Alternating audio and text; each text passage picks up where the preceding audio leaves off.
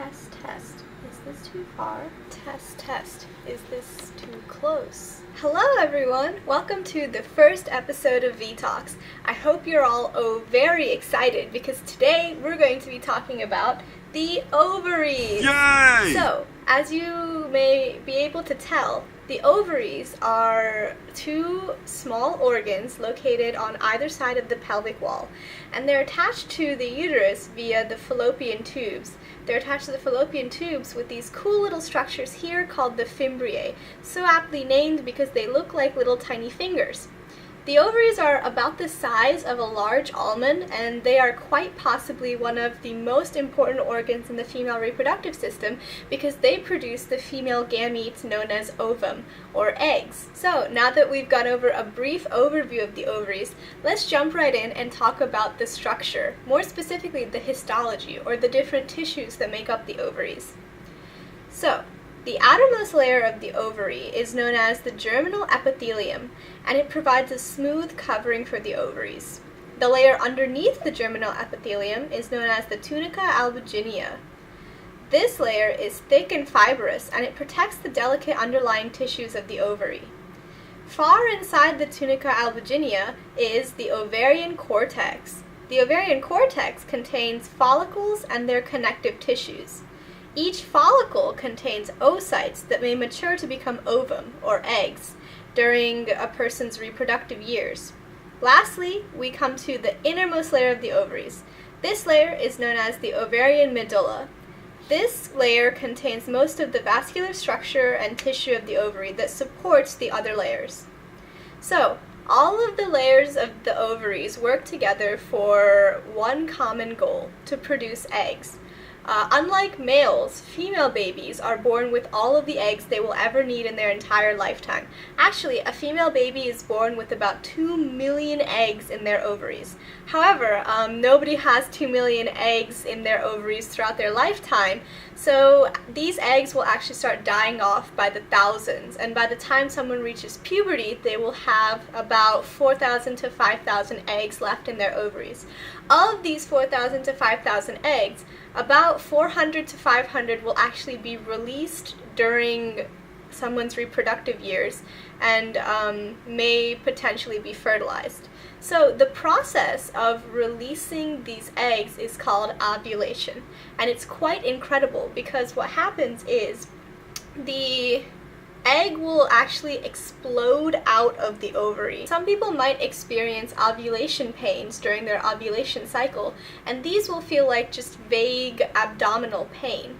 And the reason for that is because the egg doesn't just casually come out, it actually explodes out of the ovary, which is quite incredible to think about. Ovulation doesn't actually happen when one egg matures and continues out into the fallopian tubes. Actually, about 10 to 12 follicles will start developing around ovulation time, but out of these follicles, only one will actually release a fully grown egg.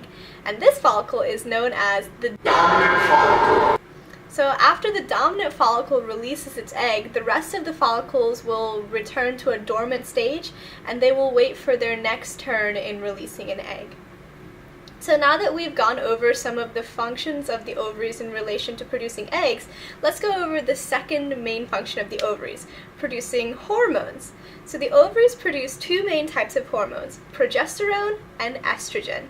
Estrogen is a pretty popular hormone, and it's responsible for a lot of secondary female sex characteristics that we see. Within estrogen, there are three different types of estrogens that the ovaries can produce: estrone, estriol, and estradiol. So the production of estrogen and progesterone starts from the ovaries, following the trigger of follicle-stimulating hormone, or FSH, from the pituitary gland around the age of 10. As we've mentioned, these hormones are responsible for female sex characteristics such as fat distribution around the legs, the thighs, and the breasts, as well as the growth of body hair. So estradiol in particular plays a key role in breast development and fat distribution in the breast. So estradiol in particular plays an important role in the development of secondary sex characteristics because it determines the fat distribution around the breast. So aside from estrogen, progesterone is another important hormone secreted by the ovaries. And actually, the way progesterone is secreted is very interesting. So after ovulation, after the egg comes out of the ovary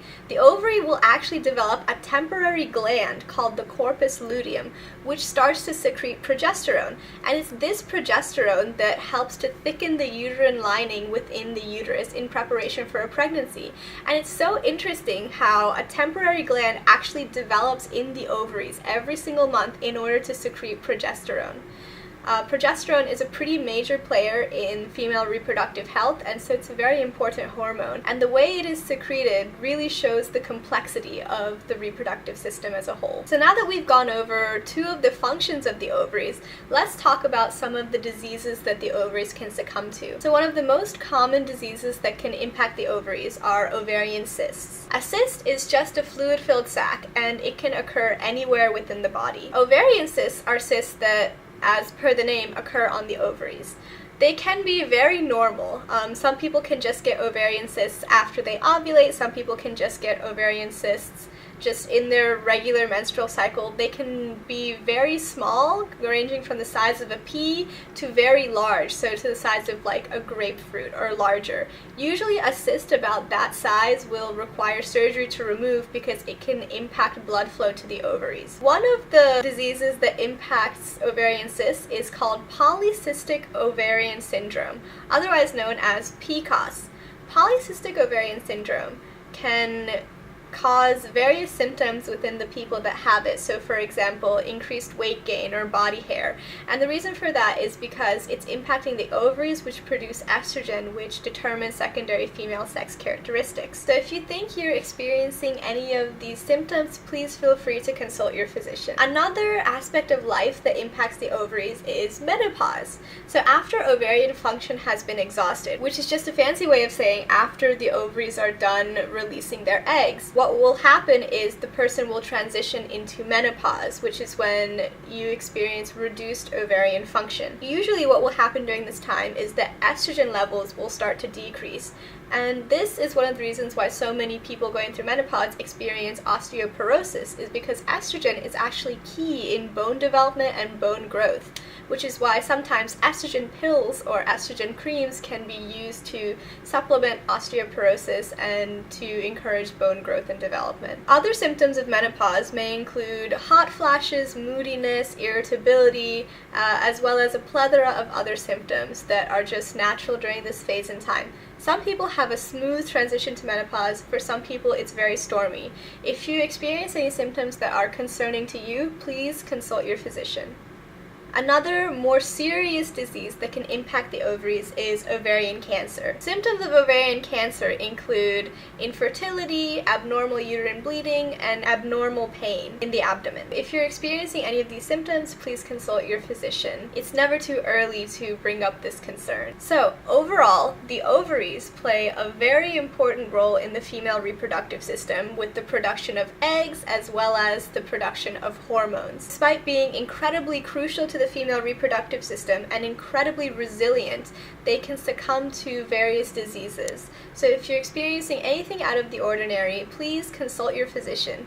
Only when we remove the taboo of talking about reproductive health can we push reproductive health of ourselves and those around us forward. Thank you so much for tuning in to this episode of V-Talks. Please remember to like, comment, and subscribe, and we'll see you next time. Gynecologgy, it's a misunderstood field of study. So I'm gonna debunk some myths about the vulva and hymen. Show you all who's the real OGGYN.